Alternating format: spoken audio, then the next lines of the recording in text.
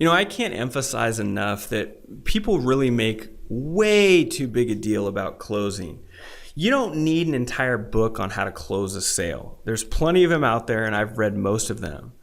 And the thing is that simple closes are better. There's all types of closes. There's the old school Ben Franklin close. There's the reduction to the ridiculous, where you basically compare the price to some small purchase that they make every day, like a cup of coffee. The problem is most of these closes are so overused that your prospect has heard them tons of times before.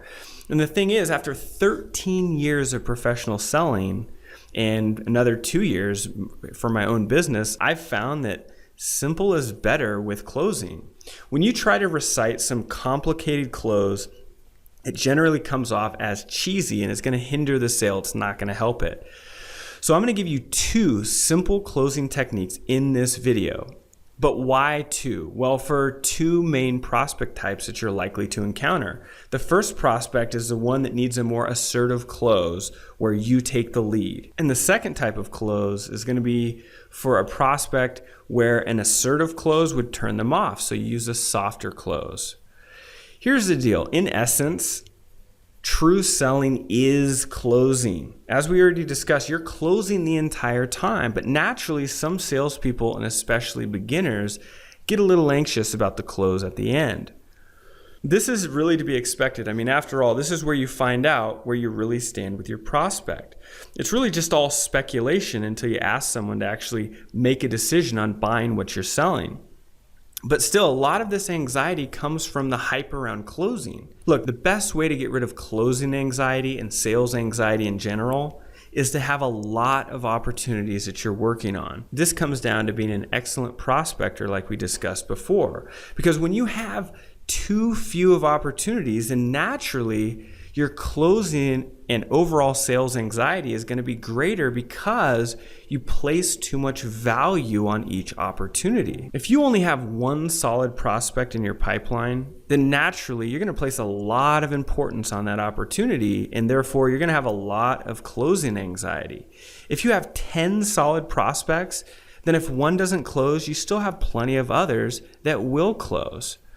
But more than anything else, don't make a big deal out of closing. Closing is really no big deal. You should already have a pretty good idea of your prospect's interest level if you've been following this selling system up until this point. And all closing really is asking for the sale at the right time. Your attitude should be one of calm confidence when you ask for the sale. Just assume that it's a done deal, that of course they're going to buy. Now, you don't do this arrogantly, just with a quiet certainty that it's the next logical step in the process, because guess what? It is. Treat it like it's no big deal, and your prospect is going to feel more comfortable at that crucial moment when you officially close. The thing is, you don't need a lot of closes in your arsenal. Okay, I was a championship wrestler in middle school, and I've always remembered what my coach told me about wrestling moves.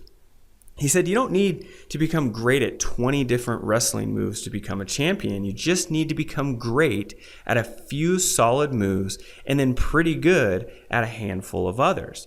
And he was right. I won most of my matches with a single move called the head and arm. Similarly, you don't need tons of closes or closing techniques to become a great salesperson. You just need a few well-polished closes to deliver at the right time. Now, what you've been doing up until this point is closing the prospect on their need for your product. That was the discovery step. And then closing the prospect on their desire for your product. That was the presentation step. Now what you need to do is close the prospect on the money. Now, to start this process, what you do is you wrap up your presentation with something like this.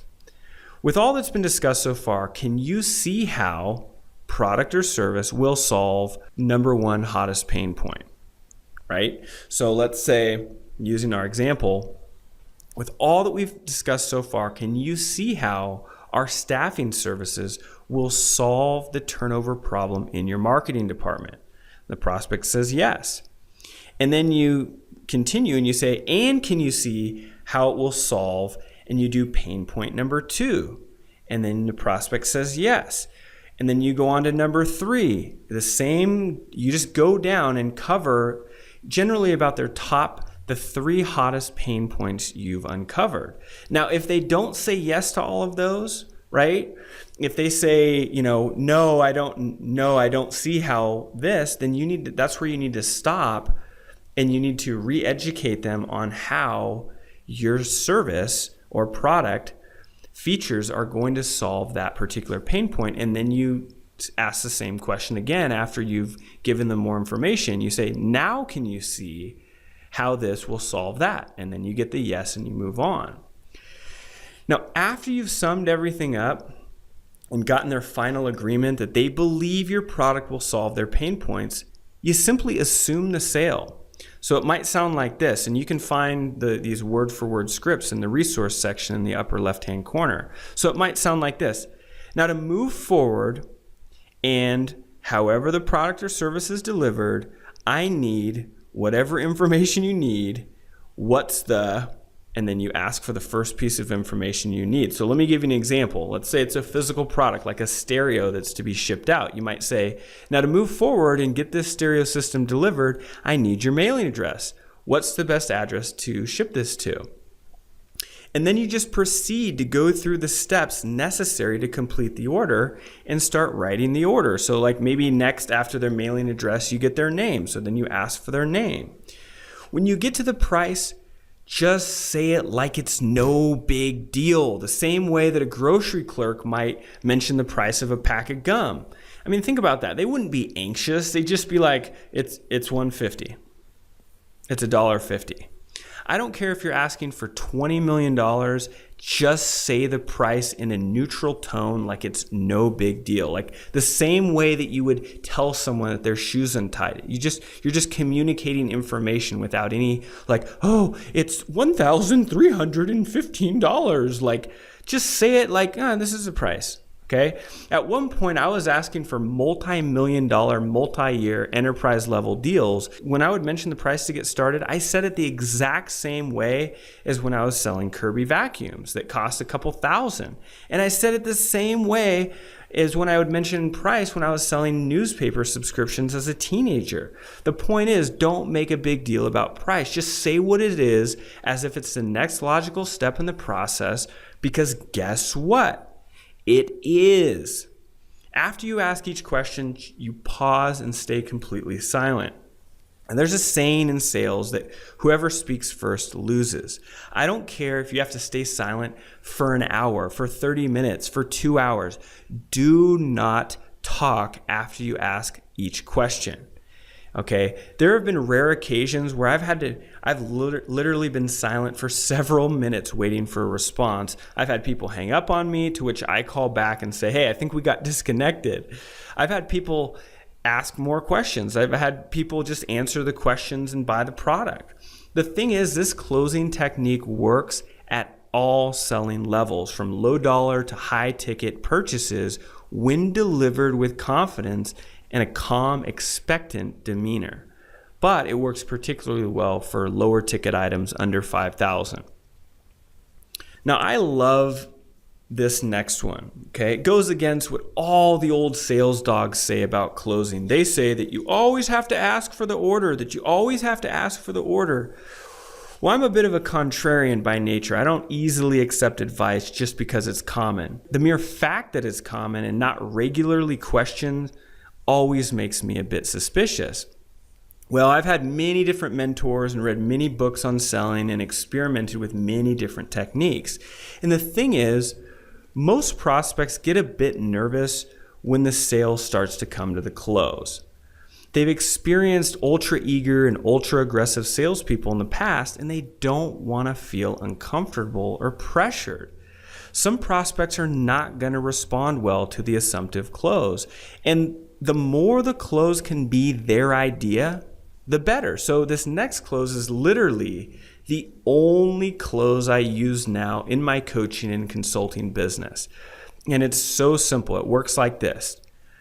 Based on what you've told me so far, the next step is, and then you just shut up and wait for them to respond. You say it with certainty and you shut up. That's it. Now, ideally, they're going to say, well, how do we get started? or they might have some more questions. If they have more questions, I would then follow up and use the assumptive close at the end of the Q&A. In the world of sales, the next best thing to a yes is a no. It's far better to get a clear no from a prospect than a maybe, because maybes can waste your time. Maybes can lead novice salespeople into believing that they have a lucrative pipeline when all they really have is dead wood, or a pipeline full of no's that are disguised as maybes. The only thing you have to sell is your time. Find out where you really stand with a prospect by going for the sale in the ways I've described. But what happens when the prospect objects to the sale? How do you handle that and still close?